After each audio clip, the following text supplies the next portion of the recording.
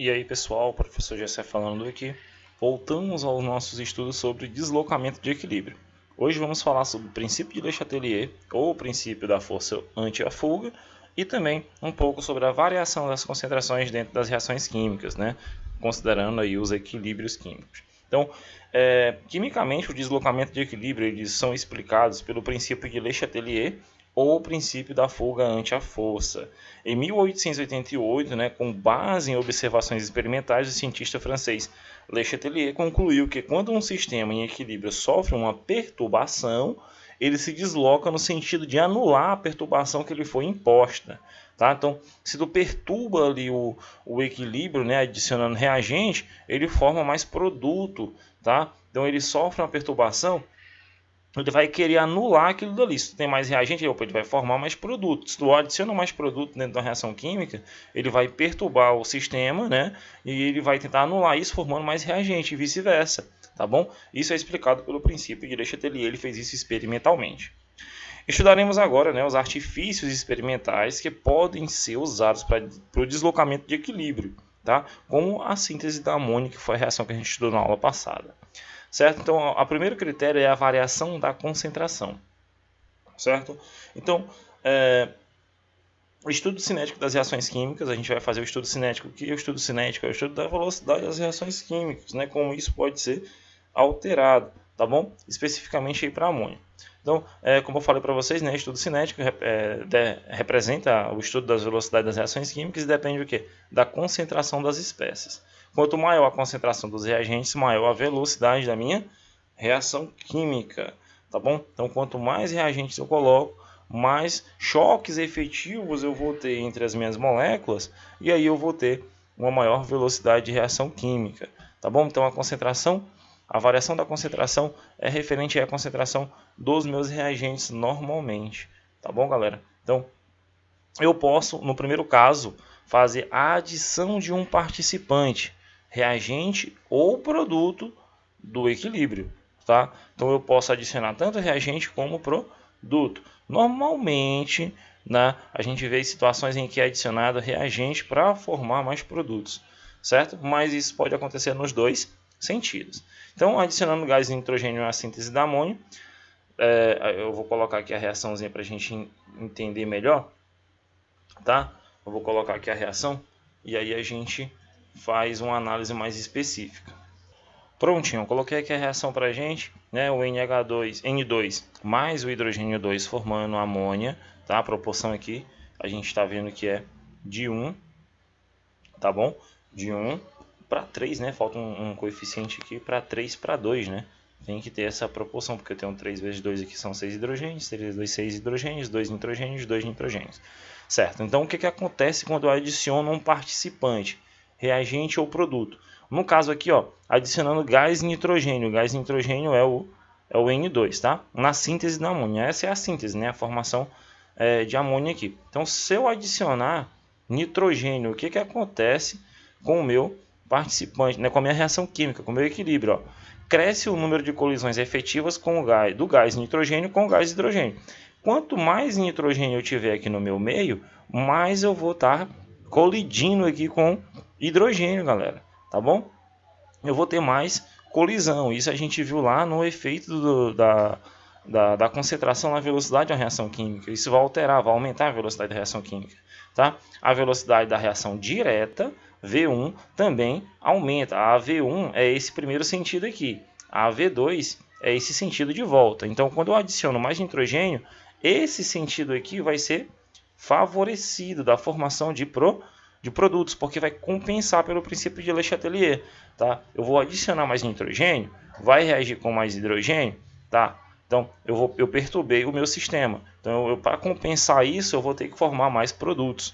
A mesma coisa aconteceria ao contrário. Se eu adicionasse mais amônia, tá, dentro do meu sistema, a velocidade 2 era que seria favorecida e eu tinha que formar mais. Eu ia voltar a formar mais reagentes para poder compensar e chegar a uma nova situação de equilíbrio. A velocidade de formação da amônia V1 é maior que a velocidade de formação da decomposição, que é a V2. Essa V1 aqui a gente chama de formação de amônia. A V2 a gente chama de decomposição. Em um certo momento aqui, quando eu adiciono o N2, a V1, tá, vai ser maior do que a velocidade V2, que é a de decomposição, galera, em um certo momento, tá bom? E aí, ó, o equilíbrio químico foi perturbado, já que V1 não é mais igual a V2, tá? A gente chega nessa situação aqui por um certo instante. O equilíbrio ele vai se modificar e aí ele vai mudar novamente, ó. Vamos ver aqui. No entanto, a concentração de amônia também aumenta. A amônia é o produto da reação entre eles dois, né? O nitrogênio e o hidrogênio, que agora está mais rápida. O que acontece? Ao aumento também a frequência de choque entre as próprias moléculas de amônia, e tu vai ter uma maior velocidade de reação V2, tá? As três substâncias têm as suas concentrações alteradas até que as velocidades da reação direta e inversa se igualem novamente. Tá bom, pessoal? Então, nesse momento, foi atingida uma nova situação de equilíbrio. Isso é muito importante. Tá? Ah, professor, a velocidade V1, como o senhor falou no exemplo anterior, na primeira parte, quando eu adicionei o nitrogênio, vai formar mais amônia? Sim, vai formar mais amônia no sentido de compensar lá, né, a perturbação do equilíbrio. Mas vai ter um novo momento, tá? E vai atingir uma nova situação de equilíbrio. Isso vai demorar um pouquinho? Vai. Tá? Mas vai chegar uma nova situação de equilíbrio, onde eu vou ter, né, novas concentrações para as três substâncias envolvidas, né, com suas concentrações alteradas. Não vai ser mais aquela concentração do início. E, portanto, as concentrações das três substâncias envolvidas, apesar de serem diferentes do que eu tinha no início, tá, da situação inicial, se tornam o quê? Constantes. Lembrem que o equilíbrio, as concentrações dos meus participantes não precisam ser iguais, e sim constantes. Eu sempre uso esse termo, né? As velocidades têm que ser iguais, sim, mas as concentrações têm que permanecer constantes, tá bom? Então, essas são as considerações com a adição de um participante, tá bom? Graficamente, eu tenho isso daqui, galera, né? Relação estequiométrica é de 1, tá? É de 1 para 3, tá? Para 2. O que significa isso, professor? Né? 1 mol de nitrogênio reage com 3 mols de hidrogênio, formando 2 mols de amônia. Isso é relação estequiométrica. Graficamente, a gente teria o seguinte: a reação caminha para o equilíbrio. Vamos iniciar aqui. Olha só, a curva vermelha é do H2, tá? Reagente e reagente, ó. Reagente e reagente. Por que eles estão aqui em cima? Porque no início eu tenho concentrações máximas de reagente, né, galera?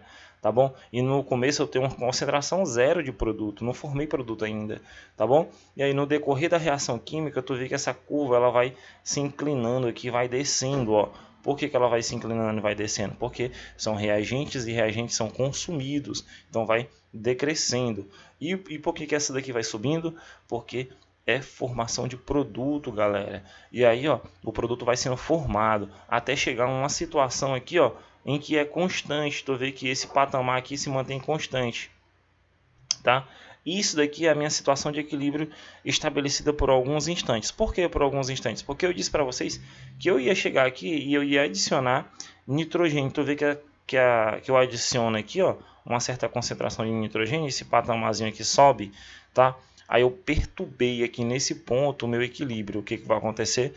Mais hidrogênio vai ser consumido, tá bom? Mais hidrogênio vai ser consumido juntamente com o N2, porque eu vou ter mais colisões e mais amônia vai ser formada aqui. Tu vê que o gráfico ele sofre uma ondulação aqui, galera, ó, um crescimento, tá bom? Isso aqui é mais NH3 sendo formado até chegar a uma nova situação de equilíbrio, um equilíbrio 2 aqui. Mas o mais importante eu consegui, que foi produzir mais produtos, tá, galera? Eu adicionei e fiz o meu rendimento ser maior. Tá? E aí com o tempo eu vou ter uma nova situação de equilíbrio. Graficamente a gente vê isso. Professor, explica o que é esse 3x aqui, esse x e esse 2x. É a quantidade estequiométrica, tá bom? É de 1 para 3 para 2. Então a quantidade x aqui é a adição que eu fiz aqui, tá bom, galera? É a adição de N2 que eu fiz.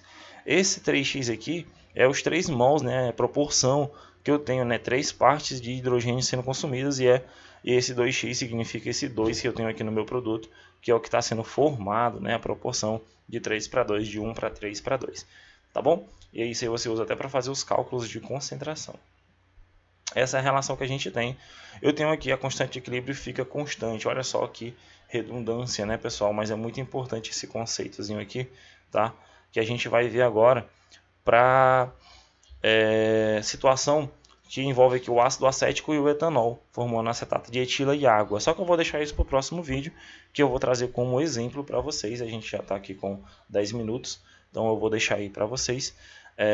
A gente vê essa variação da concentração, esse exemplo muito importante. Na próxima aula eu vou fazer um vídeo só para isso, tá bom? Fica atento aí que a gente vai já voltar com essa situação. Forte abraço e até a próxima aula.